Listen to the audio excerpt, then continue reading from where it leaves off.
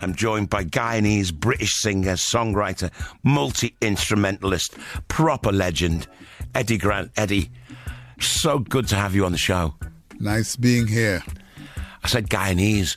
My dad's Guyanese. Well, he was Guyanese. My dad was from Georgetown. Wow, there you go. That's a surprise. Well, the thing about Guyanese is, especially the Guyanese in Britain, they've all gone on to do really well. Well, there's a certain thing about, I used to tell Norman Beaton, and he spent so much time telling me, that Guyanese work hard. And so that's possibly the reason why they do so well, both here and in America in particular, and Canada, you know. Because my dad, some of his family ended up in America, some in Canada. Yes. My dad and my uncle Hugo ended up here. They're smarter. Yeah, you talk about Norman Beaton. You know, he was the star of Desmond's. It was so sad that he eventually went back home and sort of died when he got off the plane. Well, that's a story and a half, which I'm now writing my autobiography, and obviously he plays a massive part in my life. But prior to that episode, he came down and he stayed over by me in Barbados, and we had long chats about what he was planning to do and so on, because he was now having the time of his life. I mean, he was really being extremely successful. He was successful before, but he was really doing it now. And the day that he decided to go back to Guyana, he stopped over again, and we talked at length about the way that the world's going and stuff like that. I could never believe that very shortly thereafter he would pass, and in such strange circumstances. I mean, the thing about it, he just reminded me so much of my dad as well, because my dad, we were going to take my dad back. He'd not been back. I think he arrived here in 1958. He was a merchant seaman, and he was in he missed his boat in Amsterdam, and because he had a British Guyanese passport, it was cheaper to send him to here rather than back to Guyana. Exactly. So he arrived here with a pocket full of change and a bag full of records in the 50s, and never ever went back. Cool. And we were taking him back in the June, but he got ill in the April, and he died in the November. So he never got to go home. Oh wow!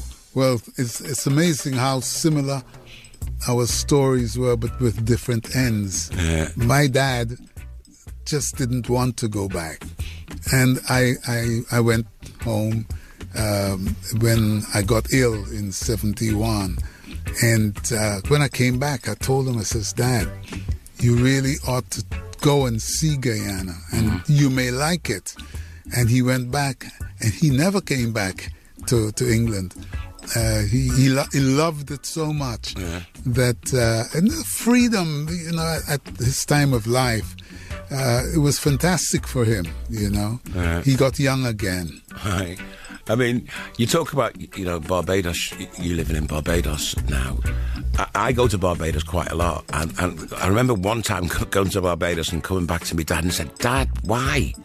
Why would you give up the Caribbean for this rain-sodden street in Liverpool? What are you thinking?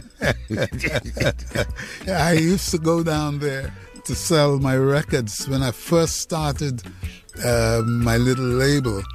I used to go down on a Saturday and come back up on a Monday. I stayed with a guy called Buddy in Liverpool, 8 Granby Street. Granby? Yes. And it's all started, you know, as a solo artist and stuff, and with the whole record company business and that, all started in places like Liverpool, places in Brixton, the little pockets, even over to Amsterdam, where, you know, Bilmermeer, places like this. Well, you immortalised Electric Avenue in Brixton. A lot of people don't realise that is a real.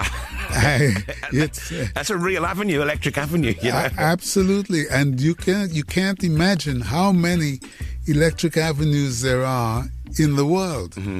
Unbelievable amounts. I saw one in Antigua when I was there, and I was absolutely amazed. I thought, even in Antigua, there's not one in Guyana yet, but there are California and all kinds of strange places. Everywhere I think that the British touched, there is an Electric Avenue, and it means different things to different people.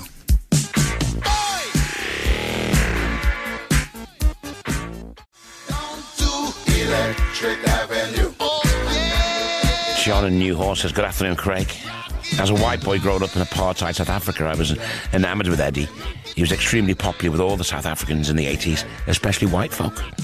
And Scott in Cambridge says, so good to hear you talking with Eddy today. Amazing memories of my childhood. I was 5 years old when I Don't Want to Dance was released. I used to play it over and over again on my mum's turntable back then, followed by Electric Avenue plus much more. Huge influence in my broad range of musical genres, and hearing him again live and in full effect is a huge positive on my nostalgia. Well, part 2 of my chat with Eddy will be here very shortly. We'll be chatting about what it was like being in the Equals and what he misses from that time. So stick around. You're not going to want to miss it. Listen, I mean, you say you came to England in 1960. It didn't take you... You kind of hit the ground running, didn't you? Because, like, by the end of the 60s... Oh, yeah. You had a first hit record with the Equals. Yes. With a song you wrote, Baby Come Back. Yes. The group itself, one of the UK's first racially mixed pop groups. What did that time feel like? Wow. I happened to meet the right mix of humanity in the guys who became my compatriots in the Equals. It was a fantastic band. I mean, brilliant. In so many ways. I mean, not necessarily the most gifted musicians as such, because most of the guys had never really played a guitar. But we learned, and they learned from me, and eventually were able to make a presentable sound. And writing the songs became an everyday thing for me. I mean, I wrote songs like you can't imagine. I wrote and wrote and wrote, and it's as a result that the success became how it became. We were a mixed race group, but we never had any issues within the band with race and stuff like that. We were like brothers. I mean, it really was a family affair, you know.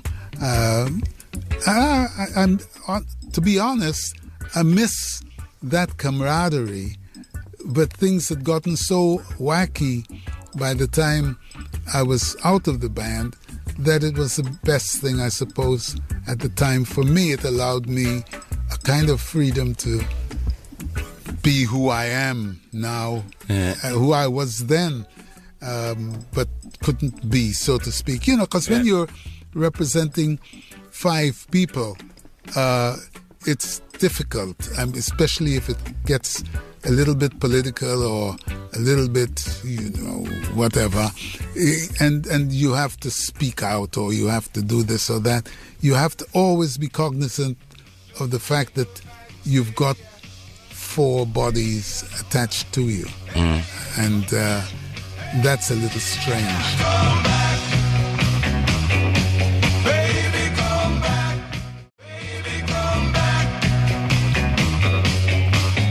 Well, I think your solo career proves that it was a good move for you, because you sort of... The first time I was ever really, truly aware of you, I was aware of the Equals through my dad. Yes. But then Eddy Grant burst onto the scene with Living on the Front Line. Yes. Now, you know, this is 1979, just a little bit before the riots in 81 and stuff like that. Yes. And I saw you on Top of the Pops, and it was the synth bass and all the whirling synths and stuff like that, and the really stripped back sound. Yes. And you came on Top of the Pops, my jaw dropped. And you talk about political, that's a political tune. Yes. Living on the Front Line One asks, some really heavy questions when one considers what happened, why that song became a hit, when there was nothing else like that in England. And it's made me open my thinking many times as to why that song became so successful. I got a call one night from a DJ called Chris Hill, who was very popular on the funk scene. And he called me at the office and he said, Eddie, it's Chris Hill. And I said, oh yeah, Chris, how you going? And he said, man, you got a hit record. And I said, well, I wish. He said, no, you got a hit record. I just been listening to it. It's called something about funk. I said, no, I've made no record of funk anything. He says, well, I just heard it, man. He says, I was up in Slough and this guy called Kelly is playing and, all these kids are jumping up in the air. And he says, why don't you come down to the office tomorrow and meet Nigel, which was Nigel Grange, the great Nigel Grange from Ensign Records. And I went down the next day to see Nigel, and he said, yeah, man, this record, once it comes out, it's gonna whack them, so we must do a deal. And I said, well, I don't want to do no deals. I want it to be on Ice Records, my own little label. And he said, but we got to do it. We got to do it, me and you.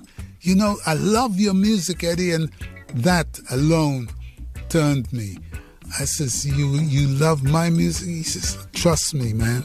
I love your music. And this record, you watch and see, it's going to go in the charts. And remember, I hadn't had a hit record for 7 years. And all of a sudden, that summer, I was going to have a record that was going to change my life. Let's listen to it, Eddie. This is Eddy Grant, Living on the Front Line. Yeah.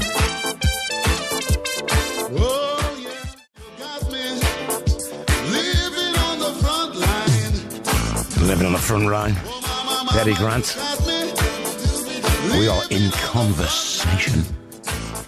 I can't believe it's 40 years since Killer on the Rampage came out. 40 years. Where did that time go? It's a good question. I wish somebody would tell me.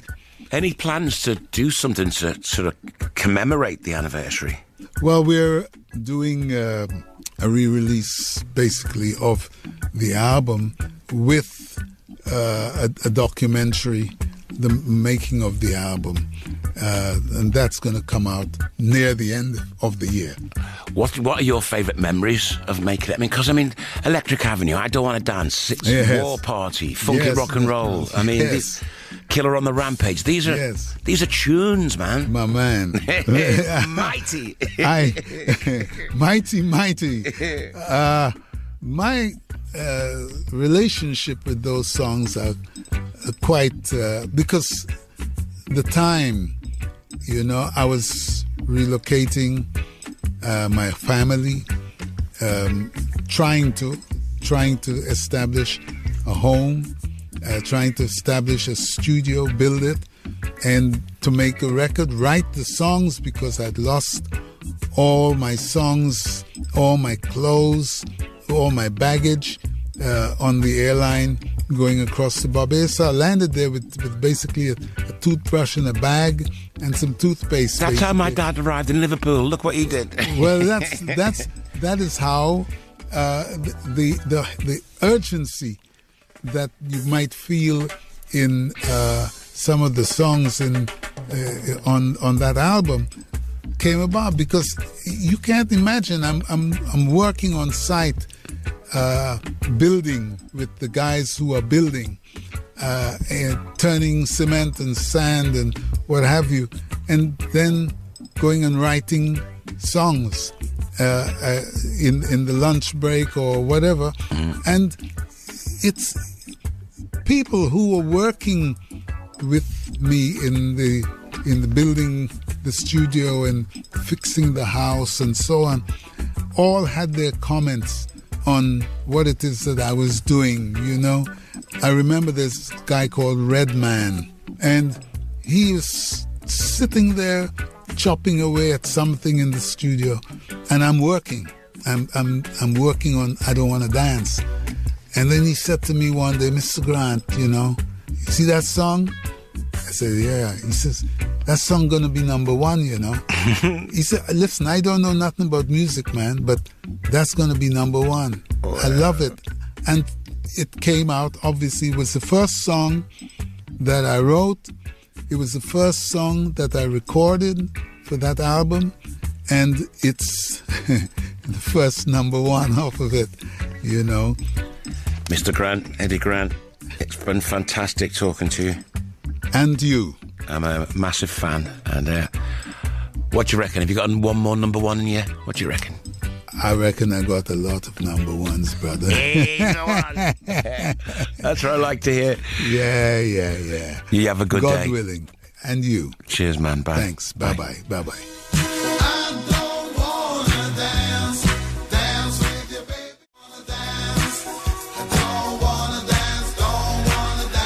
Thank you to my very special guest, Eddy Grant.